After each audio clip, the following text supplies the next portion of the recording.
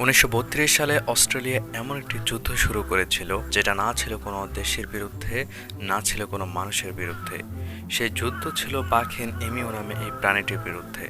তবে সবথেকে অবাক করা বিষয় হলো, সেই যুদ্ধে অস্ট্রেলিয়ান সৈন্যদেরকে দিনে রাতের তারা দেখিয়ে ছেড়েছে এই এমিউ প্রাণীটি। এখন প্রশ্ন হলো, কেনই বা এই প্রাণীদের বিরুদ্ধে এমন যুদ্ধ সংগঠিত হলো? কি অপরাধ ছিল এই বাঘহীন প্রাণীটির, এবং তারা কিভাবেই বা মানুষের বিরুদ্ধে যুদ্ধে জয়ী হলো? সবকিছুই আমরা আজকের এই ভিডিওতে এক্সপ্লেন করব। তো স্বাগতম আপনাকে কুকটাকের নতুন একটি ভিডিওতে। প্রিয় দর্শক, ওয়ার্ল্ড ওয়ার ওয়ানের পর পুরো পৃথিবী গ্রেট ডিপ্রেশনের মধ্য দিয়ে যাচ্ছিল এবং তার শিকার অস্ট্রেলিয়াকেও হতে হয়েছিল। অস্ট্রেলিয়াতে কৃষকরা ওয়ার্ল্ড ওয়ার ওয়ানের পর তাদের ক্ষেতে কোনো রকম ফসল ফলানো বন্ধ করে দিয়েছিল, কারণ মার্কেট ডিমান্ড তখন অনেক কম ছিল। মার্কেটে তাদের ফসল বিক্রির যে টাকা আসতো, সেই টাকা দিয়ে তাদের ফসল ফলানোর টাকাই আসতো না, তাই তারা খেতে কাজ করা একরকম বন্ধ করে দিয়েছিল।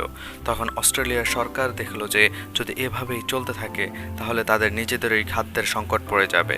তাই সরকার কৃষকদেরকে বলল গম উৎপাদন করার জন্য, এবং সরকার কৃষকদেরকে ওয়াদা করলো যে তারা কৃষকদের থেকে ভালো দামে গম কিনে নেবে। তখন কৃষকরা সরকারের কথা মোতাবেক গম চাষ শুরু করলো।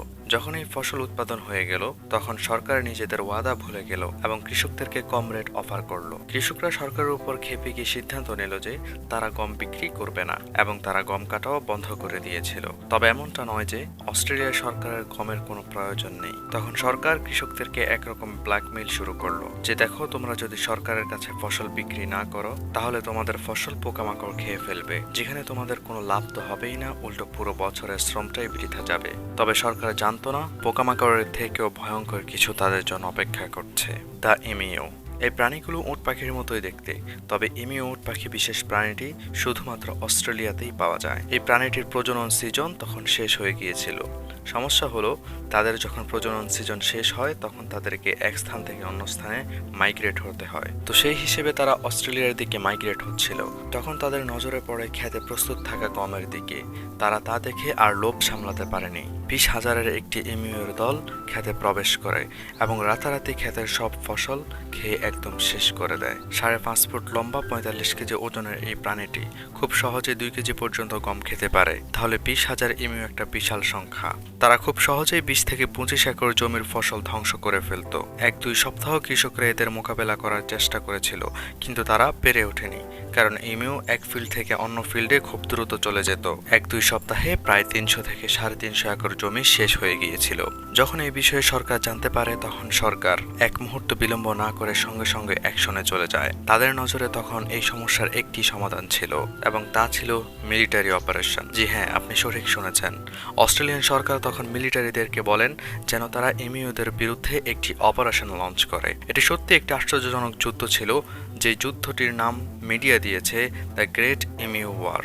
অস্ট্রেলিয়ান মিলিটারি, যারা কিনা কিছুদিন আগেই ওয়ার্ল্ড ওয়ার ওয়ানের সমাপ্ত করে এসেছিল, তাদের কাছে এই এমিউ প্রাণীটি কিছুই ছিল না। তারা সৈনিকদের মেশিনগান সহ আরো অনেক অস্ত্র দিয়ে পাঠিয়ে দেয় পশ্চিম অস্ট্রেলিয়াতে এমিউদের বিরুদ্ধে যুদ্ধ করবার জন্য। তবে দুর্ভাগ্যবশত অপারেশন শুরু হবার আগেই পশ্চিম অস্ট্রেলিয়াতে ভারী বৃষ্টি শুরু হয়ে যায়। বৃষ্টির কারণে অনেক বড় এরিয়াতে এমিউয়ের দল বিভিন্ন জায়গায় বিচ্ছিন্নভাবে চলে যায়, যে কারণে তাদেরকে টার্গেট করা মিলিটারিদের পক্ষে অনেক কঠিন হয়ে পড়ে। তাই তারা তাদের অপারেশন 1 মাসের জন্য স্থগিত করে দেয়। 1932 সালে 2 নভেম্বর মিলিটারিরা খবর পায় যে ক্যাম্বিয়ান নামক এক গ্রামে অনেক এমিউয়ের দেখা মিলেছে। তবে মিলিটারিরা সেখানে যাবার আগেই সেখানকার কৃষকরা তাদেরকে এক জায়গায় আনার জন্য পাথর নিক্ষেপ করলে তারা বিভিন্ন জায়গায় চলে যায়, কারণ এমিউদের পা অনেক বেশি স্ট্রং হয়ে থাকে এবং তারা ঘন্টায় 70 কিলোমিটারের গতিতে ছুটতে পারে। তবে এই অবস্থায় মিলিটারি তাদের উপর হামলা করে বসে, এবং সেখানে মাত্র 5 থেকে 7 জন এমিউ মারা যায় এবং বাকি সব এমিউ ক্ষেতের মাঝে গায়েব হয়ে যায়। এভাবে তাদের প্রথম হামলা পুরোপুরিভাবে অসফল হয়ে যায়। 20,000 এমিউর মাঝে মাত্র 5 থেকে 7 এমিউ মারতে পারা মিলিটারিদের প্রথম ব্যর্থতা ছিল। 2 থেকে 4 দিন পর সৈনিকরা সিদ্ধান্ত নেয় যে তারা এবার ক্ষেতের মাঝে বন্দুক নিয়ে লুকিয়ে থাকবে, এবং এমিউ যখনই কাছে আসবে সাথে সাথে শুট করবে। এবার প্রায় 1,000 এমিউ ওই ক্ষেতে প্রবেশ করে।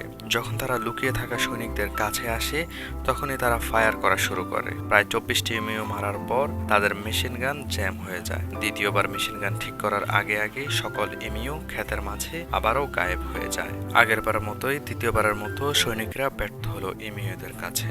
দ্বিতীয়বার ব্যর্থ হবার পর সৈনিকরা সিদ্ধান্ত নিল যে তারা ক্যাম্বিয়ান থেকে সাউথে চলে যাবে, যেখানে এমিউ বেশি আছে। যতদিন যাচ্ছিল ততই মিলিটারির জন্য এমিউদের বিরুদ্ধে যুদ্ধ কঠিন হয়ে পড়েছিল। তখন তারা সিদ্ধান্ত নিল যে তারা তাদের অপারেশনের স্ট্র্যাটেজি চেঞ্জ করবে। তারা এবার প্ল্যান করলো যে তারা একটি মেশিন গান গাড়ির পিছনে লাগাবে এবং গাড়িটি যখন ক্ষেত দিয়ে চলে যাবে তখন ইমিউরা ছোটাছুটি শুরু করবে। তখনই তারা গাড়ি থেকে পালিয়ে যাওয়া ইমিউদের উপর ফায়ার করা শুরু করবে।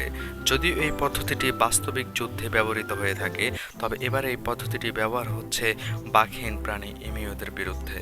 তবে মিলিটারিরা জানতো না যে বাঘহীন প্রাণী হলেও তারা কিন্তু অনেক বেশি চালাক। গাড়িগুলো যেহেতু অফ রোডে চলছিল, সে হিসেবে গানম্যানকে অনেক প্যারা নিতে হয়েছিল ইমিউদেরকে টার্গেট করবার জন্য। কয়েক রাউন্ড ট্রাই করবার পর এক দুইটা টার্গেট ঠিক মতো গিয়ে লেগেছিল। তবে অফ রোডে গাড়ি চলবার কারণে অনেক গাড়ি ইমিউদের সাথে ধাক্কা খেয়ে ব্লাস্ট হয়ে যায়। এবারের অপারেশনে 2500 রাউন্ড ফায়ার করা হয়েছিল, তবে সেখানে মাত্র 200 ইমিউ মারা যায়। মিলিটারিদের চতুর্থবারের হামলা এবং নতুন স্ট্র্যাটেজিও ফেল হয়ে গেল। অতঃপর অপারেশনটি কিছু সময়ের জন্য বন্ধ করে দেওয়া হলো। কিছু সপ্তাহ পর অপারেশন আবারও চালু করা হলো, তবে এবার মিলিটারিরা সামান্য সাকসেসের দেখা পেল। টোটাল প্রায় 1000 এমিউকে মারতে পারে মিলিটারিরা, তবে 10,000 রাউন্ড ফায়ার করার পর।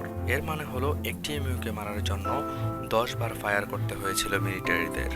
যখন এই মামলা অস্ট্রেলিয়ান পার্লামেন্টে উঠানো হলো, তখন পলিটিশিয়ানরা মিলিটারিদের পারফরমেন্সের ব্যাপারে খুবই আপত্তি প্রকাশ করলো। তারা বললেন যদি এই যুদ্ধে কাউকে মেডেল দিতেই হয় তাহলে সেটা এমিউদেরকেই দেওয়া উচিত, কারণ তারা 10টি গুলির মধ্যে 9টি গুলি খুব চতুরতার সাথে পাশ কাটিয়ে গিয়েছিল।